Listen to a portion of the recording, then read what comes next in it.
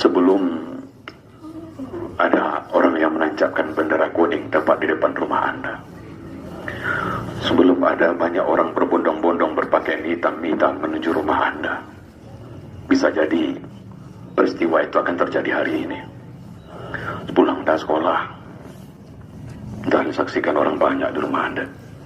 Bayangkan rumah tempat Anda dibesarkan oleh kedua orang tua Anda. Banyak orang yang datang ke sana. Tangga Anda, karib kerabat Anda. Dan bisa jadi di tengah rumah itu Anda tidak lagi disambut oleh sapaan lembut, nak, udah pulang nak. Tapi bisa jadi siang ini Anda disambut di rumah oleh sesosok tubuh yang sudah kaku, dingin, membisu. Dan tubuh itu adalah ibu Anda. Ibu yang Anda tidak sempat minta maaf.